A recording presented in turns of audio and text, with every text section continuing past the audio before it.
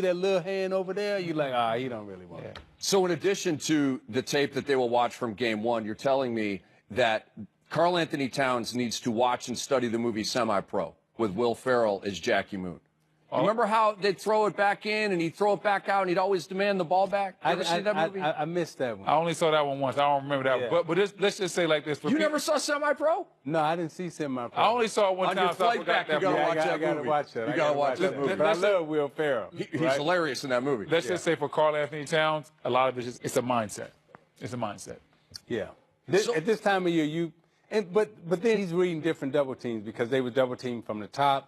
They was coming baseline when they were front. So, you know, he had a lot to read tonight, but it's Game 1, right? I think this series is going to go 6 or 7. So he's going to have to figure out how to score the basketball and how to get more touches. And I think he will. I want to know, like, is this more about Cat just taking the bull by the horns and going for it, or is this more about, like, Tibbs doing stuff schematically for him, or is teammates force-feeding the ball more? Yeah. Is it an equal combination? It's a combination because some of the stuff we're talking about is aggression. When you just beat everybody down the court and you seal right in front of the rim, you can get 6 to 8 points or get fouled just doing things of that nature, and I didn't see Cat doing that. So that's when I talk about the mindset. Then the schematics comes down to when they're double-teaming from different areas, that's when Tibbs has to say, okay, we're going to move Karl-Anthony Towns around and make it hard for him to double-team him. Maybe we're going to post him up at the free throw line, or we're going to run a pick and pop to try to get this ISO and see how they're going to play it. One of the best ways to post up a post man, a weak side duck in. Run a screen and roll on one side, and when the defense shifts, have Karl-Anthony Towns just duck in big off the weak side. They used to run that play a lot for Yao Ming. He used to give me fits. Yeah, so it's a little stamina and it's some sophistication in terms of being able to read. And what we saw in Capella tonight, right? Capella had a big night. I think he had 22, 24 points, however many points he scored, right? Most of those points were energy points. They were off a hustle. They were in transition. He block a shot. He run down. He catch a lob from Harden. Very rarely did they throw him the basketball and he made a move inside from a post standpoint. A lot of his points came off of energy and hustle. Anthony Towns can get points off of energy and hustle, but he also can get points in the post because he's got to be a little bit more sophisticated in terms of reading and understanding the defense. And like I said, I believe he will. This is Game 1. Playoff career high 24 points for Clint Capella in this game. Now, in terms of, you know, I'm a stat guy. I like to look at this stuff. You know, you've got Ariza 1 of 6, Tucker 1 of 5, Paul 5 of 14. And obviously James Harden did what he does. But Brendan, like when you do that, don't you anticipate much bigger games from those 3 guys in Game 2, just in terms of the law of averages? And if that's the case, is that bad news for Minnesota? Yeah, I think Houston's going to shoot the ball a lot better than they did tonight. They only shot the ball 27% from 3. That's not who they are. And, you know, this is Mike D'Antoni talked about their first time really being forced to play in a game that meant something in a long time. They've been playing in games, but if they lost those games, it didn't mean anything. This was the first time they had to play in a game that really meant something to their ball club, probably in maybe 2 to 3 weeks. Some of those guys look a little tight. Yeah. And they got their nerves out tonight. They were still able to win the game. James Harden carried them. And now I think we'll see a much looser Houston team that will shoot the ball a lot better from the three-point line. All right, so Jimmy Butler, Karl-Anthony Towns at the podium in Houston. Harden has a pretty explosive second half. It starts near the end of the third. What did you think of the individual defense in the second half that you put on him? It's got to be a lot better. I got to do my job more effectively on the defensive end. I mean, what did he want? A free throw, a three-pointer, a layup? He got whatever he wanted in that game, and I got to be better at taking that away from him. Karl, when Tibbs was asked about you offensively, why you weren't able to get involved, you talked about switching and double teams, but he also said you needed to be more active, run the floor better, be more active in half court. What do you think of that? You know, I got to be better on both sides of the basketball, and you know, at the end of the day, I trust my teammates full-heartedly when they get the ball that they could go out there and score every single time. And when you're playing with such talented players, sometimes the game plan is that. So I got to be better all around if I want to help my teammates out as much as possible. For both of you guys, Jimmy, sorry, do you feel like you let a good opportunity, not able to cash in on a good opportunity to get a win here? Nah, we got another great opportunity coming on Wednesday. go back to the drawing boards, change some things up, and figure it out. Oh, I think we got, like you said, we got another great opportunity. We got to learn from this game. We got to make adjustments and be ready for Wednesday. Jimmy, what did you see on that final possession there with the ball? I don't know, what was kind of going through your mind there in those last 10 seconds? Shoot to make it. Came up short. I'll shoot it again if I get the opportunity. Again, getting back to like the switches and what Tibbs was talking about, was there a game plan going into this about specifically how to either wedge harden or crowd harden that he overcame because he, he's a great shooter, or do you put it more on yourselves and there's something that you can actually do better in terms of the scheme against him? I mean, yeah, he's a hell of a player. Everybody knows that. But you don't just guard him with one guy. It's everybody out there. Everybody has to be in the correct position. Challenge shots, contest them at the rim. But more than anything, if there is a miss, we got to get the rebound and take off the other way. But we didn't do any of that tonight. But we got to be better on Wednesday. Jimmy, what did you think of the burst that Derek gave you guys up against tonight? Huge. Like I was telling everybody all year long, or since he's been on our team, what he's capable of. He plays with a lot of energy, plays ball the right way, and he can still score, get to the rim at will. He was a big burst for us off the bench. Hey, Jimmy. Between coaches like Andy and Ed, and then folks like you and Taj, how important is that Chicago influence on this team? It's a lot different than it was back in the day. Everybody always asks a question along those lines, but I think we try to focus on what we have here now. What we had over there was great, but we're trying to change the culture here, trying to win here, so we focus in on that.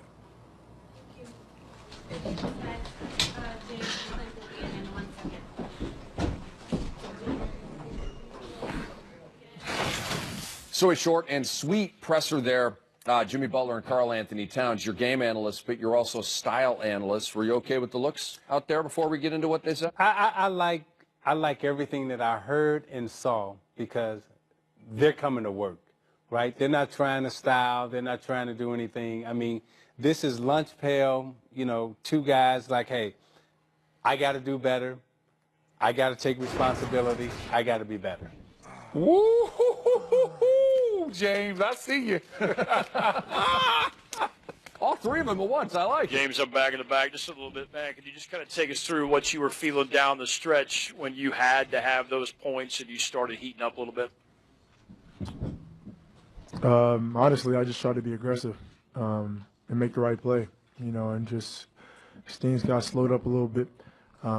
Just try to be aggressive with my shot, and unfortunately, it went in.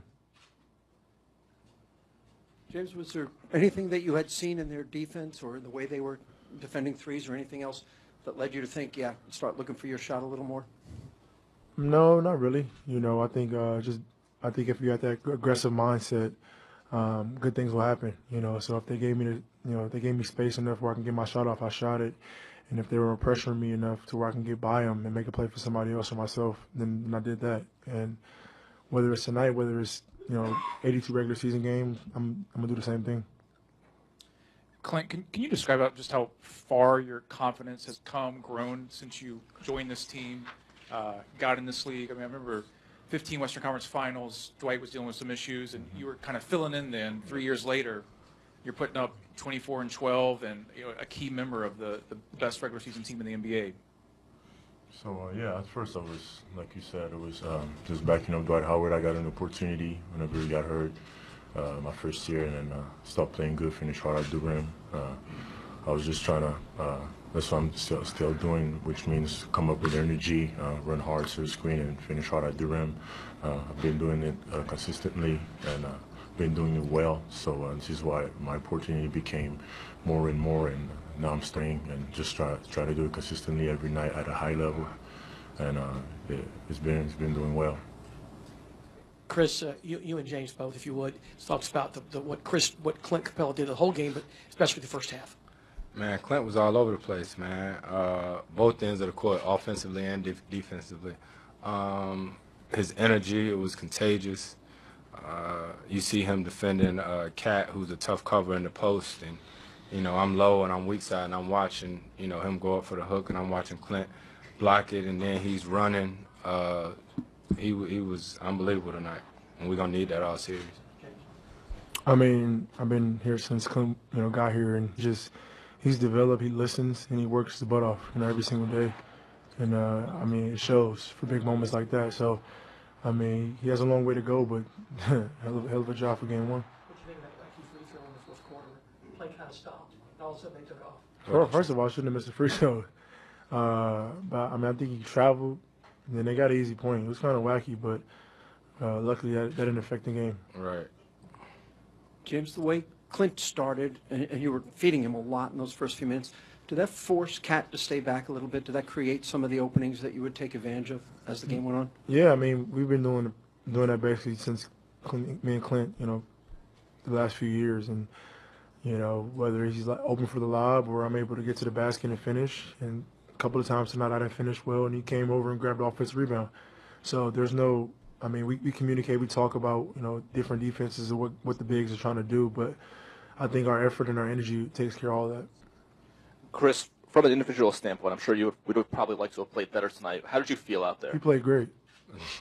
We won. I mean, at the end of the day, I think the worst thing is them turnovers, man. I feel like I was with the bad news Bears, but at the end of the day, it's all about getting the win. I think the performance by them two, and our team as a whole, the things that don't show up on the stat sheets are the charges that P.J. Tucker took, defense that Trevor Ariza was playing, the big steal that Eric Gordon got down the stretch. You know what I mean? So all in all, for us, we take the win.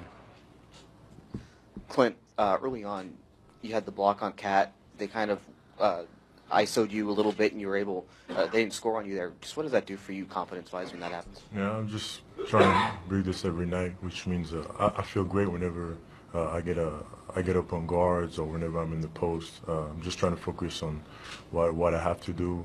I've been studying these guys, so I know what they're looking for, which trend they're trying to go. So every single time, just trying to be ready and make their job harder. James, there's a play in the third when you're starting to heat up. You crossed over Rose. He gets kind of pinched on a screen, and you drove right by him uncontested. I'm not sure if you got to see the replay of that. I want to know your thoughts on it, and if you felt like at that point they were not going to figure you out.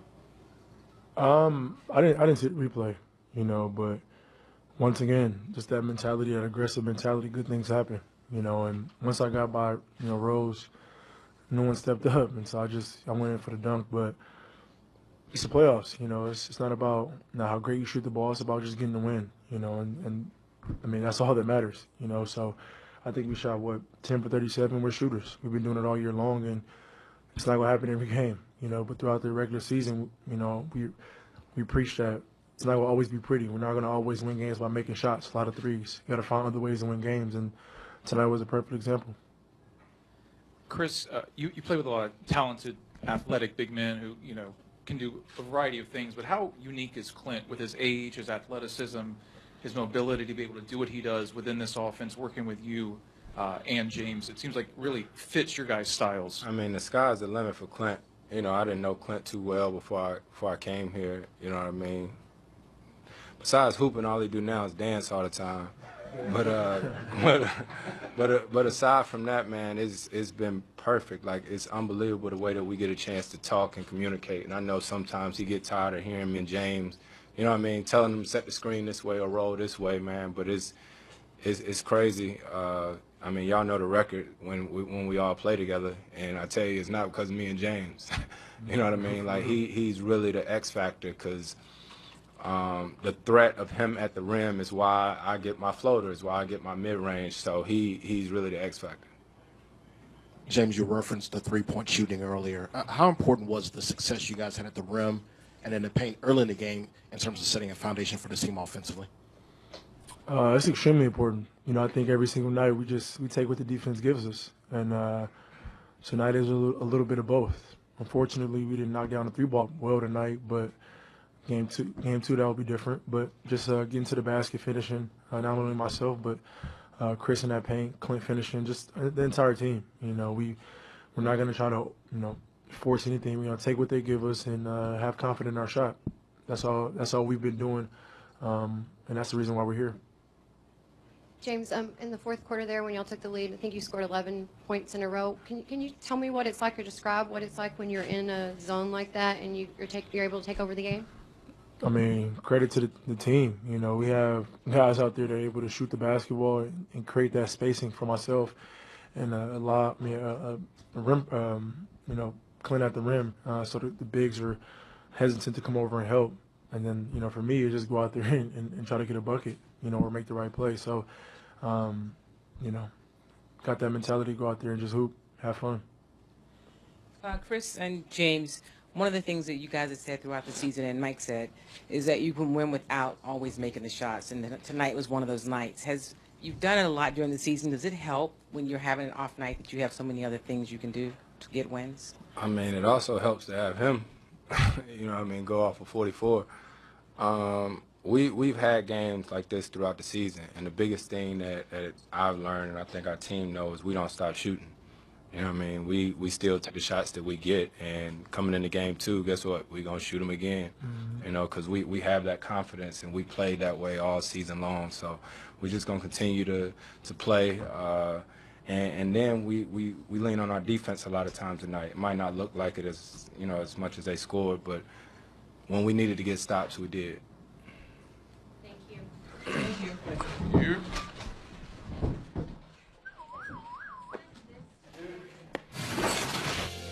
All right, we're going to look ahead to game 2. And Brendan, real quick, would you wear that intoxication shirt that James Harden had? Listen, James Harden has way more swag than me. He can pull it off. I couldn't.